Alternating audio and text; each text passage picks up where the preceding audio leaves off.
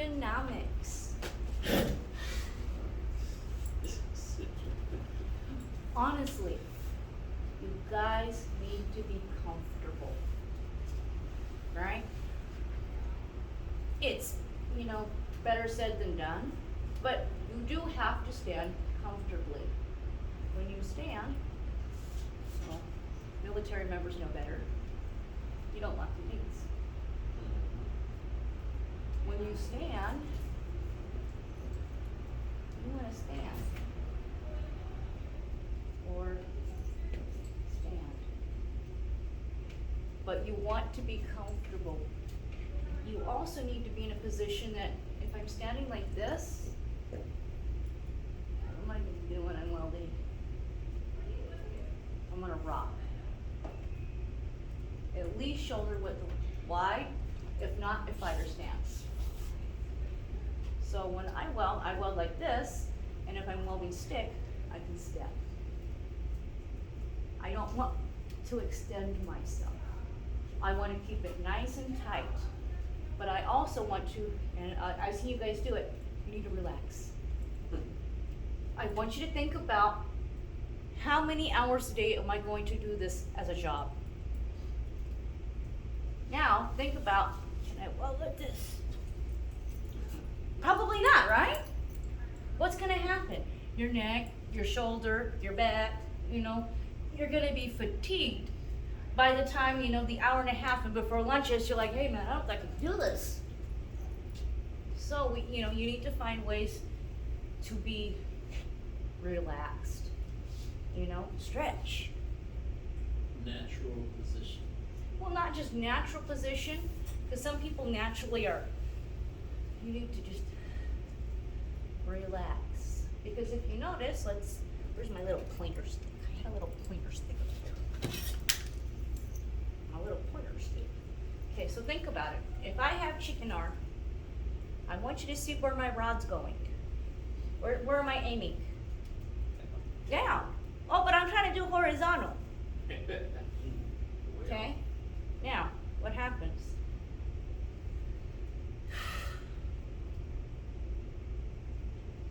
What changed?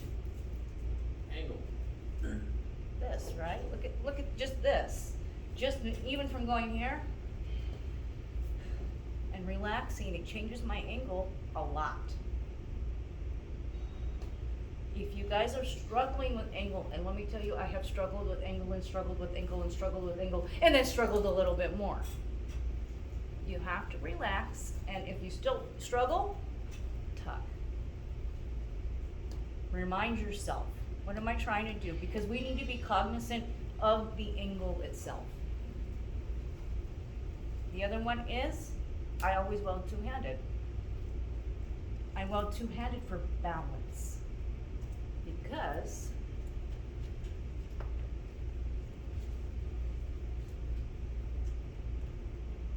you can balance off your rod if you use two hands. Sometimes we don't realize it and we think, oh yeah, let me do this. You know, it reminds me of the Zorro. Okay, but when we do that, or when we try to hold on like this, we tend to do the wobble. And then you guys don't have a good weld because your arc length is changing, right? Everything's not in position. You know, you kind of just threw everything out the window because I wanted to hold on. I thought it was a good idea. But when we hold together, we're also using one hand to remind us of our position. If I need to keep my position, I'm gonna hang on to it. And once I feel, I can catch myself.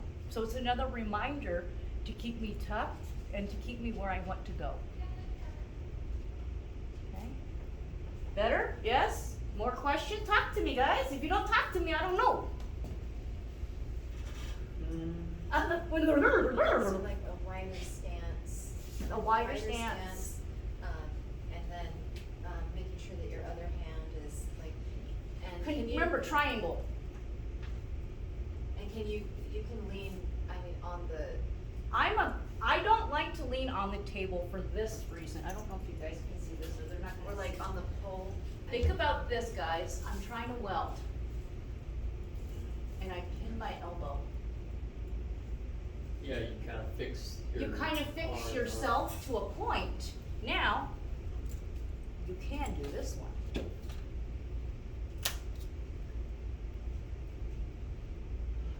So you can lean back on something. to Lean raise back, or yourself. you can even put your foot back. Because you become more steady. So, and, you know, so that way it gives you different ways. Just don't hang. When you usually hang, let me show everybody here, when we hang, you also miss your joint. A lot of people who hang, well, have a joint like this.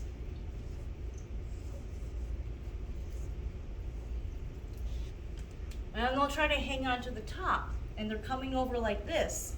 Now, instead of being center with it, they hit the outside edge of the joint. And they're gonna say, okay, wait, let me switch sides. Let me hang on to this. And then they don't get the other side. You need to be straight on facing your joint. When you hang or when you lean to one side, your weld is going to be to one side. And it makes it a hard time for you because then you struggle with your bead placement. You're like, I don't know why, it just doesn't go where I want it to go. We also have to think about our body positioning. You know, how are we facing what we're doing? If we're facing over just to one side, well, my aim was over to that one side. Right?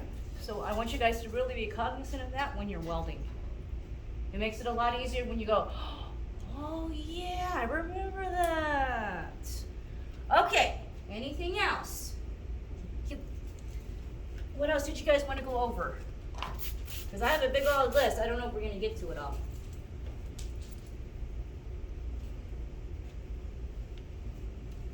Come on, $1 million pot.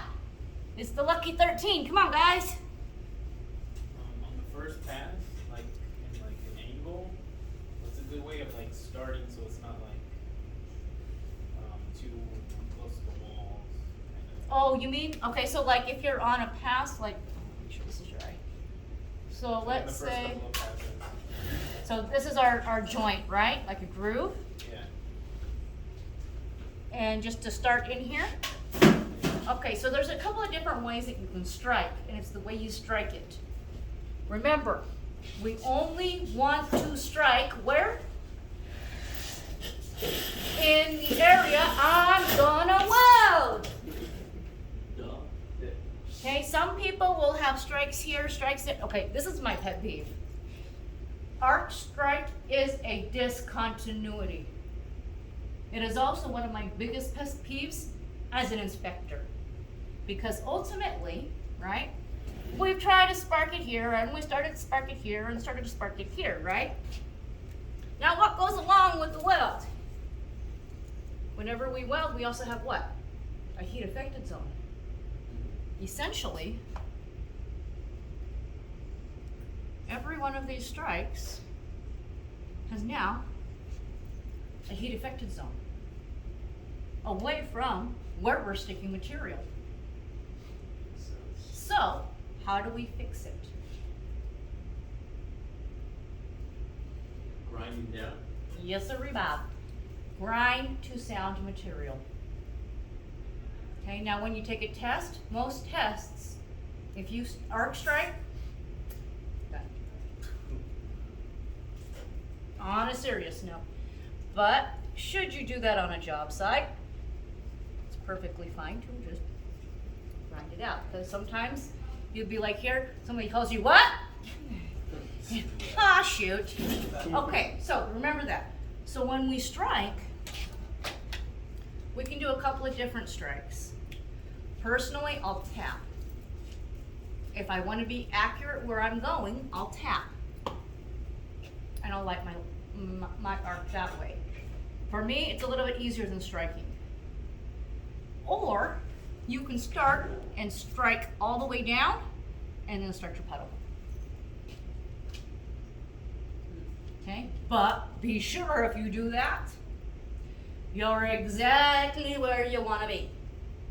Don't go blind and go, I think it's over here somewhere. You have to make sure you're putting material where you strike.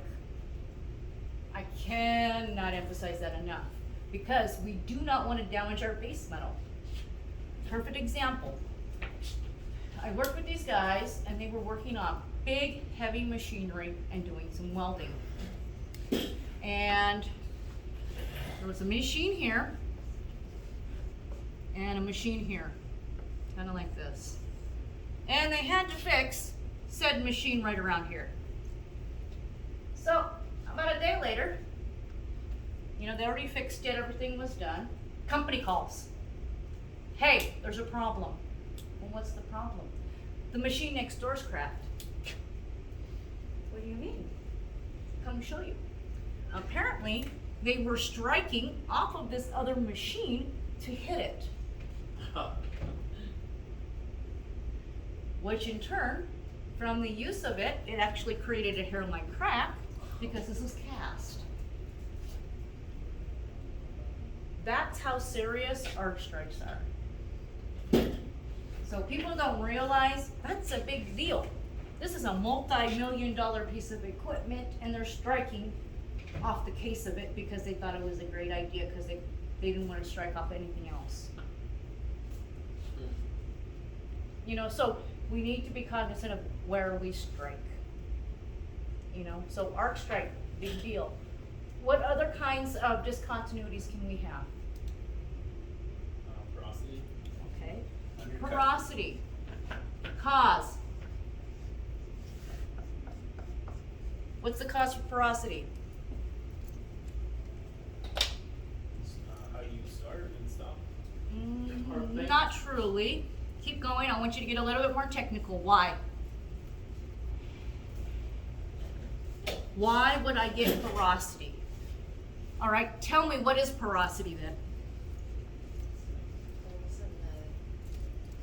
Holes in the In the weld, right? spaces in the weld. Okay. Why do we get porosity? Your arc is too far on length. Okay, arc length is too long. Good. The gas, there isn't a good gas shield. Yes! There's no atmospheric shielding. When we do stick, when we do MIG, when we do TIG, when we do flux, everything must have some sort of shielding. Now for stick, the flux creates that shielding gas, and that's why it has so much fumes, right? Those fumes are there to protect your weld. Now, why does it happen? Or what's happening when we unshield it? It gets contaminated. Okay, it gets contaminated by what? Not just air. Oxygen, nitrogen. Good. So here's our nice friendly little plate, right? We want to put a weld on it and we long arced. Here's my bubbles of nitrogen and oxygen. And they're trying to get out of my weld. They can't. They're starting to come to the surface and it solidifies. Okay? So it makes it difficult. Now, if I slap another weld on top, what's going to happen? Essentially, we're going to trap the gases again, and it's going to bubble right on up. So how do we fix it? Grind weld out. Grind the weld out. Now, if I'm running MIG or flux, I want to also make sure that I do not have dirty equipment. The other thing that can affect it is also wind and dirty material. Because oil has, they call it hydrocarbons and fluorocarbons, and when they break down, they can come up. Okay, so that's kind of the bad thing, all right? Give me another discontinuity. I did have a question about, like when the MIG gets too clogged and doesn't allow the gas to come out. Correct. So you kind of keep that, the nozzle clean, right? And I actually use Flux, like this stuff. Oh, tip dip, This really helps a lot. If you're using AKA Vaseline. right, it's like a gel. Yeah. And you just dip it in there and Flux. it really, yeah, it helps. It just doesn't let clean it better. stick. That's all it is. It's like literally like, you can use actually Vaseline, dip your stuff in there and it works the same way for some reason. I don't know. You know, but you can use Vaseline too. It just helps it not to stick as badly because sometimes it just, you can't get it out, you can't get it out, you can't get it out. And then if we have dirty components, what makes you think we're gonna have a good weld? Okay, So what do you apply on? the nozzle itself. So you know how like Dump it in the there. nozzle's like this and our gun's kind of like that? Yeah. So we're gonna dip. You can take it off or you can dip it within it and you're just gonna dip this area right there into it. And that way, all of those particles and everything don't stick. Okay, give me another discontinuity. What else do we know? Undercut, Undercut! Oh boy, I think you guys love that. AKA shark bites. Shark bites? Shark bites. It looks like the shark ate the edge of your weld, right? So let's see if I can draw it very well. So let's say we got a nice pretty weld. Looks all good. Well, at least you think, right? So here's my weld.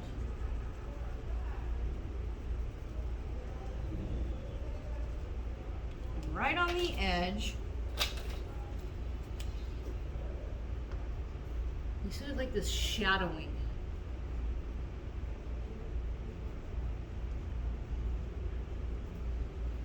Right along the edge, okay? This can happen for a couple of reasons. The first one is incorrect amperage, too hot, okay? Next, incorrect angle. If I'm coming in, instead of coming in straight, I'm coming in sideways, what am I gonna do? I'm gonna cut right into my plate. The other one, incorrect travel speed. I'm moving too quickly for it to fill up.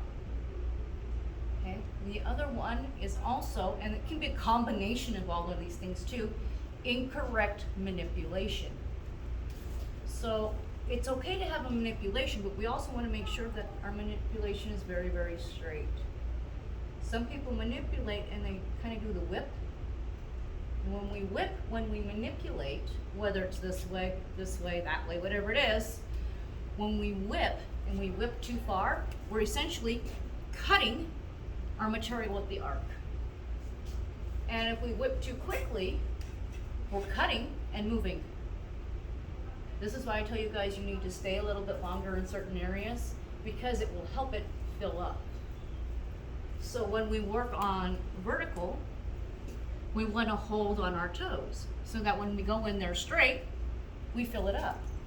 We sit there long enough for the material to be put right back in and keep moving. Because otherwise, you'll just cut in and be gone. So if we have too hot, incorrect manipulation, and a quick travel speed, it just kind of snowballs the whole situation. Okay? So the easiest way is pay attention to your travel speed, pay attention to the angle that you're at, and your manipulation. The big one is usually manipulation. I'm just manipulating too wide for what I'm doing and cutting into it. All right, I think we're good for the day. What do you About think? the angle, Ha. what was the angle again? So that whenever was- we do anything, we want to be straight in. We want to face what we're doing, and we want to have a straight in movement that we're manipulating. We don't want to have a whip of our wrist. We want to be very static with our wrist. So you can move, just not like that. Right, so you want to move like this, side to side, versus side to side. Now, if you wanna do like with Meg doing, circle, Personally, for vertical up, you don't want to do a circle. but flat would be fine. Flat is fine, but that means you want to hold. So if I'm doing it flat, I'm going to hold on the top of my loop, hold on the bottom. because I wanna make sure that I'm filling it up appropriately. So hold on taking the my- top and the bottom. Right, because remember, we don't wanna cut in there with our arc and then just leave. Ultimately, when we're cutting in with our arc, and depending on the type of rod we have, it's like, if it's a 60-10, we're gonna let it cut in there and then go, oh, hold on, see you later. That's ultimately what we're doing when we have undercut. Leaving a void. We're leaving a void, and that's why you get that shadowing, because it's ultimately a void right next to your weld. Okay, so when we work, and usually when we work, and I try to tell you guys, it's a hold. Mentally for me, it's hold, hold, hold, hold, hold, all the way up, because it needs to stop me for just a second so that it'll fill up. And then you'll start to get your pace and understand, oh, okay, I got it now. Because once we start to get that right pace, all of a sudden that bead that you were having a hard time with, and that bead that kind of looked like if it was on your plate, it was really standing up kind of tall in the center. So what happens is, it'll be kind of like this. If I hold on my toes, it goes like this. It actually starts to become flat.